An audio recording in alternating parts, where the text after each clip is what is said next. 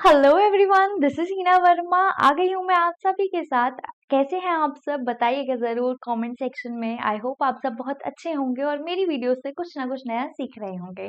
आज मैं ये वीडियो एक ऐसे टॉपिक के ऊपर लेकर आई हूँ जो जुड़ा है शादी से रिलेटेड, है ना। जो क्या है, शादी से रिलेटेड है। मतलब इसमें क्या था, इसमें था कि क्या जो विमेन की एज है शादी की वो 18 साल से 21 साल कर दी जाए या नहीं कर दी जाए। तो सुप्रीम कोर्ट ने साफ मना कर दिया है और उन्होंने बोला है कि हम ये काम नहीं करेंगे। हम वुमेन की एज जो 18 है उसको हम 21 साल नहीं करेंगे। तो सबसे पहला क्वेश्चन बनता है, क्या सुप्रीम कोर्ट के पास ये अथॉरिटी है कि वो वुमेन की एज को 18 साल से 21 साल कर दे? तो हाँ जी, सुप्रीम कोर्ट के पास ये अथॉरिटी है। ठीक है, कि वो ये काम कर सकती है, वो इस चीज को चेंज कर सकती है। ठीक है, आगे बताऊंगी आपको सब कुछ, जुड़े रहिएगा मेरे साथ। उससे पहले मैं आपको बता दूं, शादी की बारे में हम बात कर रहे थे तो मैं शादी की फोटो ले आई। साथ ही साथ मैं यहाँ पे सुप्रीम कोर्ट ऑफ इंडिया की लेके आई हूँ फोटो और पार्लियामेंट ऑफ इंडिया की। यहाँ पर मैं पार्लियामेंट ऑफ इंडिया की फोटो क्यों लाई हूँ, इसका एक बहुत ही इंपॉर्टेंट कारण है। और वो कारण है कि भाई, हम अगर देखते हैं अपने इंडिया में और किसी से पूछते हैं, ज्यादातर लोगों से, ठीक है, वो लोग क्या बोलते हैं, पार्लियामेंट में कौन होता है? लोकसभा और राज्यसभा। लेकिन ऐसा नहीं होता। पार्लियामेंट 3 चीजों से बनी हुई है, लोकसभा, राज्यसभा और प्रेसिडेंट। तो अगर आप सिर्फ लोकसभा और राज्यसभा को पार्लियामेंट समझ रहे हैं तो आप गलत हैं। पार्लियामेंट जो है वो लोकसभा, राज्यसभा और प्रेसिडेंट, इन तीनों को मिलाकर पार्लियामेंट बनती है। ठीक है, तो कोई भी चीज अगर लोकसभा और राज्यसभा में पास आउट हो जाती है तो वो प्रेसिडेंट के पास जाती है। ठीक है, तो प्रेसिडेंट को मिलाकर पार्लियामेंट बनता है, प्रेसिडेंट के बिना पार्लियामेंट नहीं होता। अब मैं आ जाती हूँ अपने केस के ऊपर, जो केस मैं लेकर आई हूँ। अच्छा, ये जो केस है ये अश्विनी कुमार उपाध्याय जी ने एक प्ली डाली थी सुप्रीम कोर्ट के अंदर। प्ली क्या होता है? याचिका होती है। ठीक है, तो सुप्रीम कोर्ट में उन्होंने एक याचिका दर्ज की और उस याचिका में उन्होंने लिखा कि जो विमेन है उसकी एज जो है 18 साल को हटाकर 21 साल कर देनी चाहिए। क्योंकि अगर आप ये काम नहीं कर रहे तो आप वायलेट कर रहे हैं, आप तोड़ रहे हैं कॉन्स्टिट्यूशन को, आप उनकी कॉन्स्टिट्यूशन की बात नहीं मान रहे। ऐसा उन्होंने कैसे बोल दिया? ऐसा उन्होंने बोला कि आर्टिकल 14, आर्टिकल 15 और आर्टिकल 21 जो है हमारे कॉन्स्टिट्यूशन ऑफ इंडिया का, ठीक है, कौन से लिखे हैं मैंने? आर्टिकल 14, आर्टिकल 15 और article 21 of constitution of India, ये कहते हैं कि सब इक्वल हैं। ठीक है, ये क्या कहते हैं? ये कहते हैं कि सब इक्वल हैं। एक बार मैं आप सबको अच्छे से ये भी समझा दूं। आर्टिकल 14 ऑफ द कॉन्स्टिट्यूशन जो है वो कहता है कि हर कोई बंदा, हर कोई इंसान जो है वो इक्वल है। ठीक है, किसमें? कॉन्स्टिट्यूशन की नजरों में।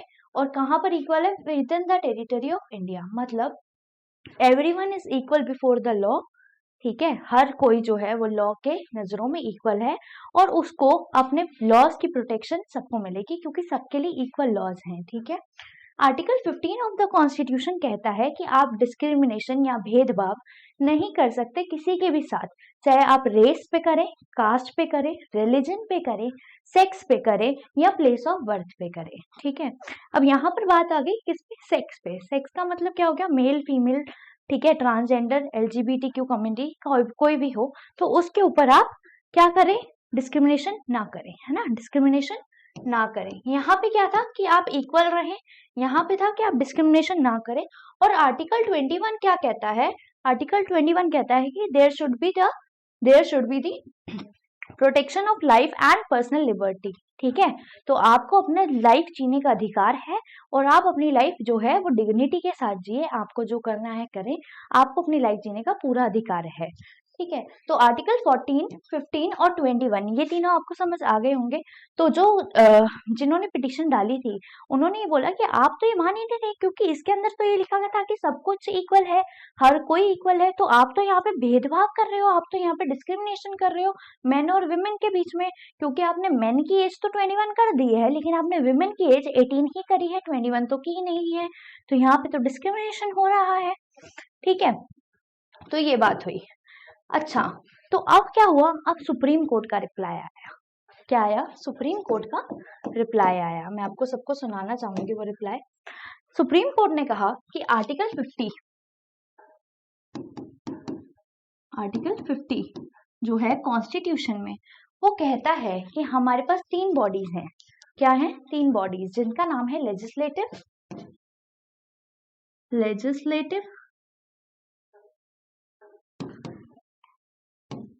Executive and judiciary. ठीक है, ये जो है ये क्या करते हैं? ये करते हैं तीनों अपना अपना काम। अपना अपना इनका क्या काम है? लेजिस्लेटिव जो है वो लॉ बनाता है, ठीक है, लॉ मेकिंग जो है वो लेजिस्लेचर का काम है। ठीक है, एग्जीक्यूटिव क्या करता है? उन चीजों को एग्जीक्यूट करवाता है, मतलब क्या करता है? उन लॉज को फॉलो करवाता है। ठीक है, उन लॉज को फॉलो करवाता है कि वो फॉलो हो, तो उन्हें कोई भी तोड़े ना। और जुडिशरी देखता है कि क्या वो फॉलो हो रहे हैं या नहीं हो रहे। अगर वो फॉलो हो रहे तो ठीक है, और अगर नहीं हो रहे तो वो पनिश करता है ना। पनिश कैसे करता है भाई? वो जजमेंट देता है ना, कि क्या सही और क्या गलत है। तो आर्टिकल 50 जो है हमारा कॉन्स्टिट्यूशन का, वो कहता है कि ये जो तीनों हैं, लेजिस्लेटिव, एग्जीक्यूटिव और जुडिशरी, ये तीनों इक्वल हैं, ये तीनों इक्वल हैं, और इन तीनों को अपना अलग अलग इक्वली काम करना चाहिए, और कोई भी आपस में क्या करे? एक दूसरे का दखलंदाजी ना दें। ठीक है, क्या हो सकता है? अगर कोई लॉ गलत बन गया, कोई लॉ गलत बन गया, तो उसे जुडिशरी सही कर सकती है, उस लॉ को रिजेक्ट कर सकती है, उस लॉ को वायलेट कर सकती है। ठीक है, एग्जीक्यूटिव काम नहीं कर रहा तो भी जुडिशरी या फिर लेजिस्लेचर क्या कर सकते हैं? स्टेप ले सकते हैं। ठीक है, एग्जीक्यूटिव में कौन आ जाता है? एग्जीक्यूटिव में आ जाते हैं आईएएस ऑफिसर्स, ब्यूरोक्रेट्स, ठीक है, साथ ही में जो एमएलए, एमपी वगैरह हैं वो सब आ जाते हैं। लेजिस्लेटिव में कौन आता है? लेजिस्लेटिव में भी वही आते हैं, एमएलए, एमपीज वगैरह, लेकिन वो क्या करते हैं? वो ऐसे होते हैं जो क्या हो, हमारे पार्लियामेंट में प्रेजेंट हो, जो लॉ बनाए उस टाइम पे। ठीक है, तो जब वो पार्लियामेंट में लॉ बनाते हैं तो वो लेजिस्लेटिव का काम करते हैं, और जब वो लॉ को एग्जीक्यूट करने का काम करते हैं तो वो एग्जीक्यूटिव हो जाते हैं। ठीक है, तो हमारे जो आर्टिकल 50 है वो कहता है कि इन तीनों को अलग अलग रहना चाहिए, एक दूसरे की इज्जत करनी चाहिए, और एक दूसरे के काम में दखल अंदाजी नहीं करनी चाहिए, और अगर कुछ भी गलत हो तो इन तीनों को स्टेप लेना चाहिए, चाहे वो इसके द्वारा हो, इसके द्वारा हो, या इसके द्वारा हो। ठीक है, इसने गलत किया हो, इसने किया हो, या इसने किया हो, तो स्टेप लिए जाएंगे, तो चीजों को देखा जाएगा। फॉर एग्जाम्पल कोई लॉ गलत बन गया तो जुडिशरी उसको क्या कर देगी? रिजेक्ट कर सकती है। ठीक है, लेकिन अगर ऐसा कुछ है ही नहीं तो एक दूसरे के काम में दखलंदाजी ना की जाए। तो अब ये चीज क्या बात बता रही है? ये चीज ये बात बता रही है कि अगर विमेन की एज जो है 18 साल, उसको अगर सुप्रीम कोर्ट क्या कर दे, एससी लिख रही हूँ, मतलब सुप्रीम कोर्ट 21 साल कर दे, तो क्या होगा? देखिए, सुप्रीम कोर्ट अगर 21 साल कर देता है विमेन की एज को, तो मतलब क्या है? कि वो लॉ बना रहा है। और अभी मैंने आपको बताया क्या? मैंने आपको बताया कि लॉ बनाने का काम किसका है? लेजिस्लेचर का है, लेजिस्लेचर का है ना। लॉ बनाने का काम लेजिस्लेचर का है। साथ ही में मैं आपको एक चीज और बताना चाहती हूँ, और वो चीज ये है कि 2021 में पार्लियामेंट में स्मृति ईरानी जी ने एक बिल इंट्रोड्यूस किया है, और उस बिल में भी यही बात की गई है कि विमेन की एज को 18 से क्या कर दिया जाए? 21 किया जाए। ठीक है, 18 से 21 कर दिया जाए। तो अगर लेजिस्लेचर कर रहा है वो काम, चाहे उसमें टाइम लग रहा है, तो सुप्रीम कोर्ट को तो बीच में दखलंदाजी नहीं देनी चाहिए, है ना।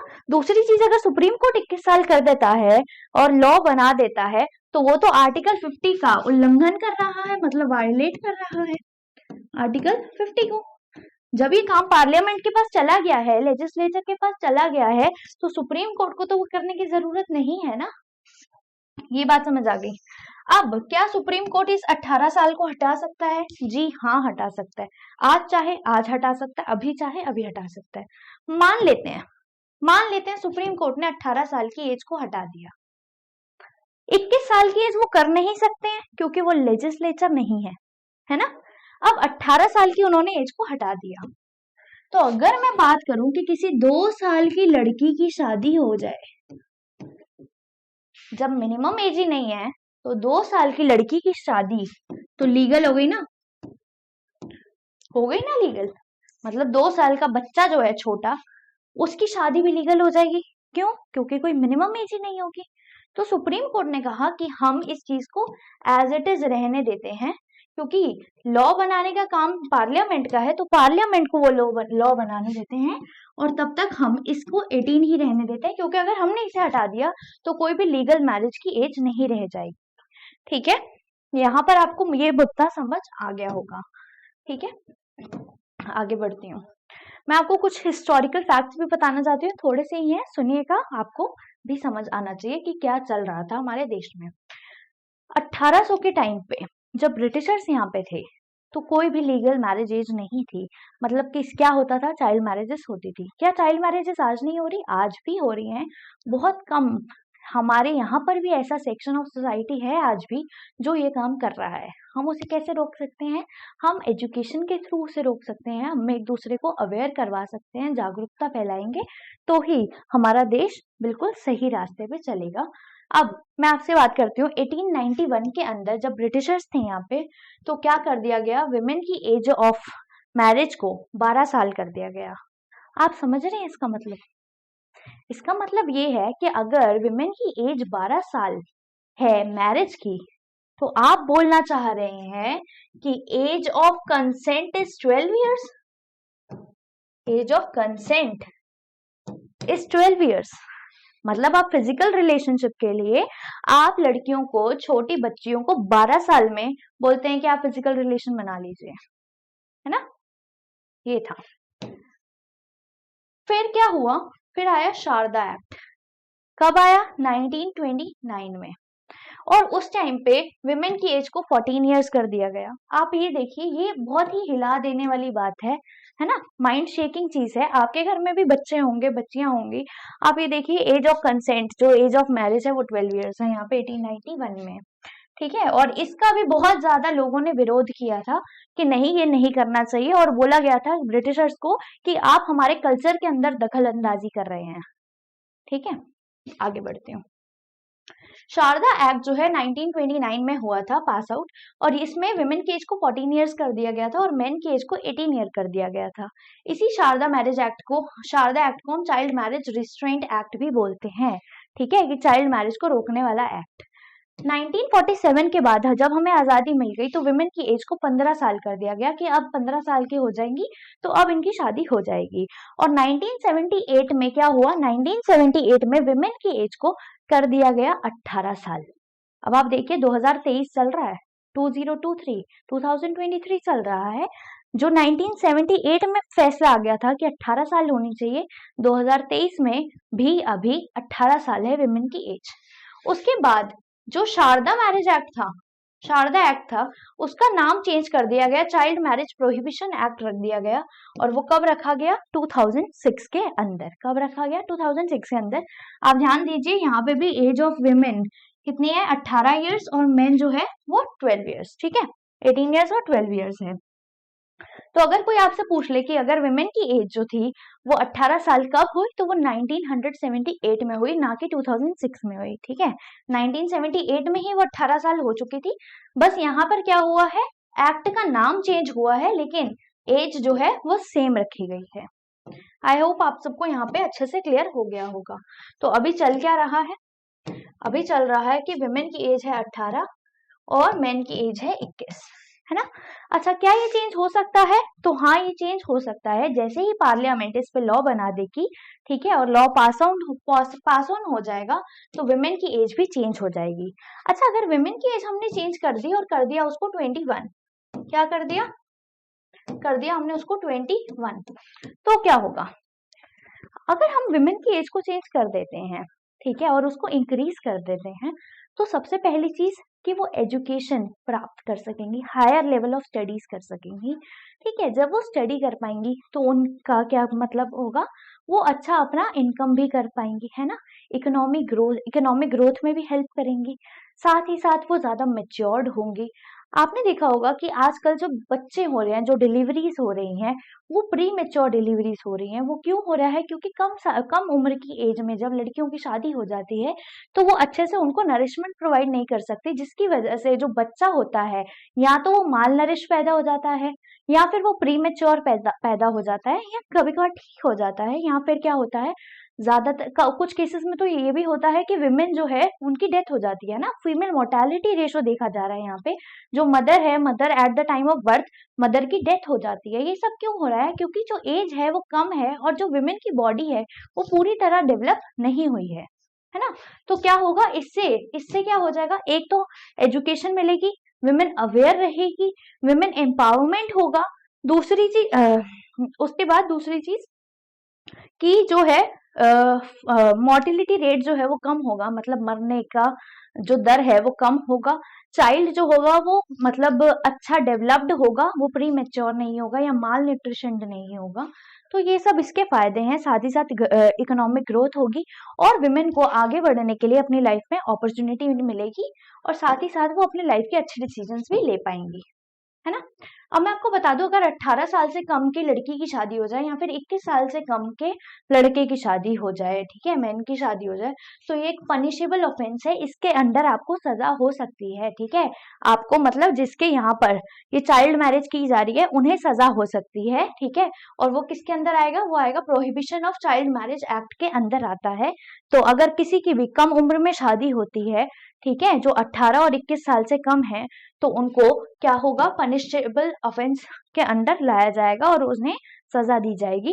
किसके according? Prohibition of child marriage act के अकॉर्डिंग, ठीक है। यहाँ पर मैंने आपको ये बात बता दी। उसके बाद एक चीज मैं आपको और बताना चाहती हूँ। हम बोलते हैं कि सुप्रीम कोर्ट जो है वो कस्टोडियन ऑफ द कॉन्स्टिट्यूशन है, ठीक है, मतलब कॉन्स्टिट्यूशन का रखवाला है, ठीक है। लेकिन आज सुप्रीम कोर्ट में ऐसी बात हुई है कि सुप्रीम कोर्ट ने कहा है कि सुप्रीम कोर्ट तो है ही कस्टोडियन ऑफ इंडियन कॉन्स्टिट्यूशन, लेकिन उसके साथ साथ पार्लियामेंट भी है। तो अगर कोई भी कॉम्पिटिटिव एग्जाम्स की तैयारी कर रहा है और वहां पे आ जाता है कि कस्टोडियन ऑफ द कॉन्स्टिट्यूशन कौन है, तो पहले आप सुप्रीम कोर्ट को मार्क करते थे सिर्फ, लेकिन अब आप सुप्रीम कोर्ट को भी मार्क कर सकते हैं और पार्लियामेंट को भी मार्क कर सकते हैं, क्योंकि सुप्रीम कोर्ट ने बोला है कि सिर्फ supreme court custodian of the constitution नहीं है, पार्लियामेंट भी कस्टोडियन ऑफ द कॉन्स्टिट्यूशन है। तो ये आपका नंबर बढ़ा देगा और आप सबको पता होना चाहिए ये सब चीजें, ठीक है। जी हाँ, ये मैंने बता दिया। साथ ही में मैं आपको एक और छोटी सी चीज बताना चाहती हूँ। मुझे पता है कि लेक्चर थोड़ा लंबा हो गया है, लेकिन फिर भी कुछ चीजें मैं आपके साथ शेयर करना चाहती हूँ। अब यहाँ पे हमने देखा कि क्या हुआ। यहाँ पर सुप्रीम कोर्ट ने बोला कि हम लेजिस्लेचर में कोई भी दखलंदाजी नहीं देंगे। किसके तहत? आर्टिकल 50 के तहत। जो यहाँ पे कहीं नहीं लिखा था वो मैंने आपको समझा दिया है, तो आपको समझ आ गया होगा, आई होप। अच्छा, तो क्या सुप्रीम कोर्ट ने ऐसा कभी नहीं करा है? कब किया है? आपको याद होगा विशाखा गाइडलाइंस, जिसमें sexual harassment at work places के लिए गाइडलाइन सुप्रीम कोर्ट ने इशू की थी और हम सब लोगों को वो बहुत अच्छी लगी थी, है ना। तो उसमें भी सुप्रीम कोर्ट ने ये काम किया था। अभी जो एमटीपी एक्ट आया है, ठीक है, जिसमें क्या होता है, अबॉर्शन से रिलेटेड एक्ट है, और जिसमें जो अबॉर्शन से रिलेटेड जो वीक्स ऑफ प्रेगनेंसी है उसको बढ़ा दिया गया है, वो भी सुप्रीम कोर्ट ने फैसला दिया है। तो सुप्रीम कोर्ट चाहता तो यहाँ पे भी फैसला दे सकता था, लेकिन आज सुप्रीम कोर्ट ने कहा है कि ये फैसला आज हम पार्लियामेंट पर छोड़ देते हैं और पार्लियामेंट को उनका काम करने देते हैं, क्योंकि पार्लियामेंट में ये पहले से पिटीशन गई हुई है, पार्लियामेंट में ये पहले से बिल गया हुआ है। तो हम पार्लियामेंट का वेट करते हैं कि वो क्या हमें बताएंगी और क्या अपना डिसीजन लेंगे और लॉ बनाएंगे। आप सबको अगर मेरी ये वीडियो अच्छी लगी हो और कुछ भी सीखने को मिला हो, तो आप प्लीज मेरी वीडियो को लाइक कीजिएगा, चैनल को सब्सक्राइब कीजिएगा और कमेंट सेक्शन में बताइएगा कि वीडियो कैसी लगी। और अगर आप चाहते हैं कि मैं ऐसे ही मुद्दे लाते रहूं, तो प्लीज मुझे कमेंट सेक्शन में बताइएगा। और अगर कोई भी चीज अगर आपको नहीं समझ आई तो आप मेरे से पूछिए, और कोई भी वीडियो का टॉपिक जो आपको लगता है कि आपको समझ नहीं आ रहा या फिर जिसके बारे में मुझे अवेयरनेस देनी चाहिए बाकी सबको, तो आप प्लीज मुझे कमेंट सेक्शन में बताइए। मैं जरूर उस पर वीडियो बनाऊंगी और आपके सामने दोबारा आऊंगी। तब तक के लिए मैं चलती हूँ। आई होप आप सबको बहुत अच्छे से समझ आ गया होगा। Thank you so much. नमस्कार। मिलती हूँ आपसे नेक्स्ट वीडियो में।